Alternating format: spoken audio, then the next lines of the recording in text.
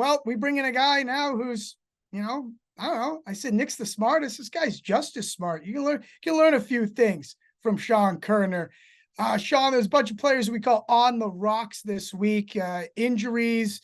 It has fantasy impact, obviously impact of the spread, the total, everything all in between. Start us off here. Guy that has been talked about a lot all season, not just for injuries, well, for, holding out, and is this guy going to play?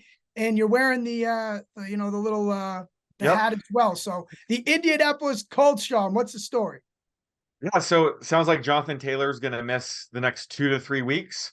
And obviously, the Colts rather have Jonathan Taylor healthy and active, but they should be just fine with Zach Moss now expected to take over as the lead back.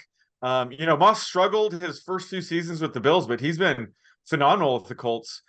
He ranks inside the top 20 among all qualified running backs in the success rate, EPA per attempt, and yards after contact per attempt.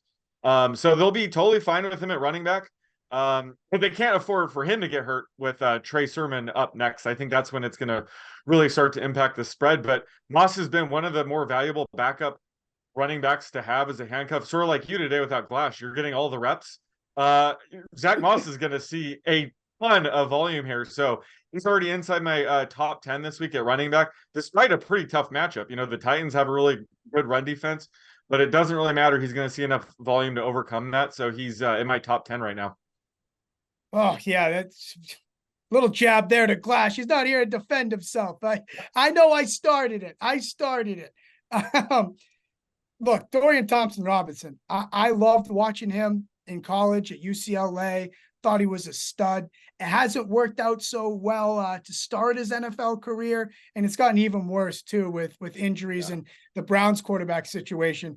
A complete, and I mean complete mess. They're playing the Rams this weekend.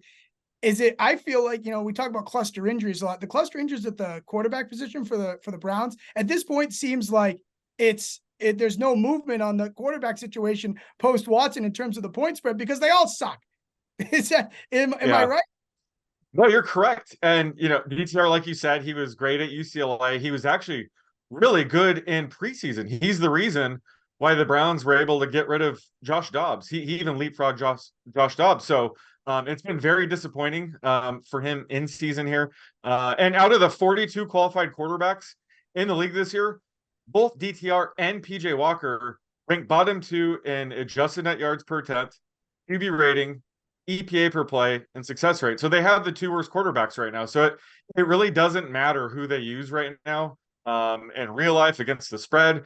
And I never thought I would say this again, but it would probably make sense for them to go with Joe Flacco. If he's up to speed with the playbook and the offense, it certainly can't hurt at this point. So I think if he's ready, I think they should probably turn to Joe Flacco.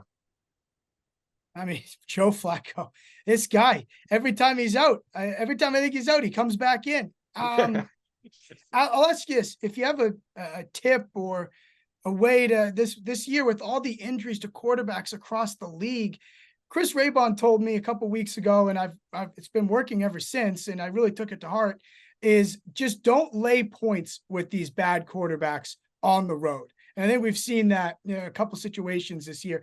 Is there anything that you could, teach the people how to fish on avoiding or playing on these backup quarterbacks throughout the league? Is there anything that Sean Kerner does that I don't? I don't think there's a blanket statement here. And last week, I do like investing in decent teams that are going with a new backup quarterback, like the Bengals did last week with Jake Browning. Unfortunately, that didn't pan out. But I would probably do it again in a heartbeat. It really depends on the level of backup. Like, I do think Tim Boyle might be one of the worst backups in the league, so I would never invest in him. But sometimes I think the market does sort of overestimate the impact of a starting quarterback being out and them turning to a backup. But again, it really depends on who the backup is. Yeah, and you think too, some of these starting quarterbacks play like backups, i.e. Zach Wilson, i.e. Mac Jones. Speaking of receivers I loved in college, my guy, T. Higgins, Clemson, it doesn't get much better for the Cincinnati Bengals in their situation. Is it getting better? Maybe Higgins and would, I guess before you go, does Higgins have a what is Higgins' true effect with a quarterback who is subpar? It's not good. I don't think his return helps too much. And Browning, like I said, I lost investing in him last week. He had a pretty decent line. He threw for 227 yards, threw a touchdown, only had one interception, but a couple of his completed passes were tip balls that just fortunately ended up in a Bengals receiver's hands. So he might not get that lucky going forward. So, Higgins is returning from a hamstring injury, potentially this week. But he probably shouldn't be returning to fantasy lineups quite yet. There's a chance he might be eased back into action, maybe not see his usual full-time role, and potentially, have an in-game setback. Hamstring injuries are always tricky to return from. But more importantly, once Joe Burrow went down, I pegged T. Higgins as being the Bengals pass catcher that would see the biggest downgrade.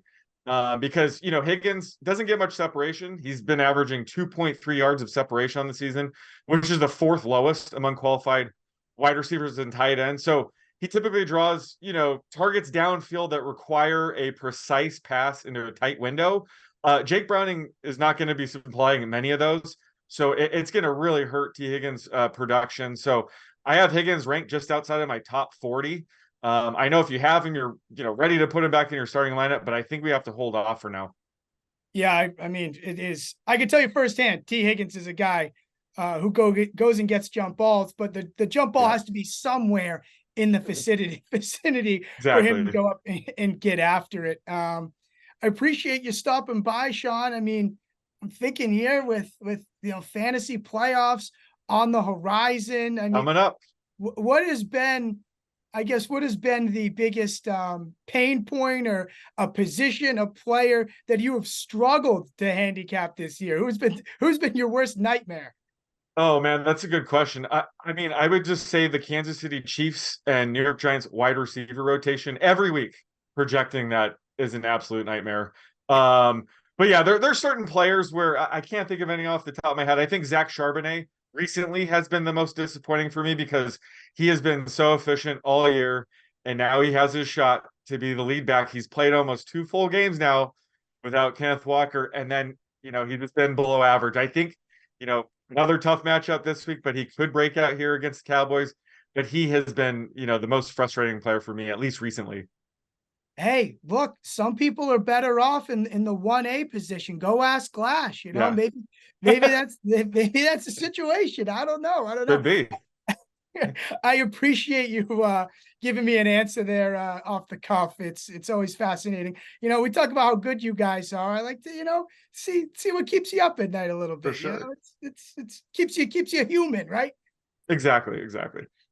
Well, thank you very much, Sean Kerner. Nick Given, followed by Sean Kerner. Always a pleasure, gents. Nick, have a great rest of your week. Or Sean, have a great rest of your week. Yeah, you too. Nick too. Yeah, Nick too. Thank you, Sean.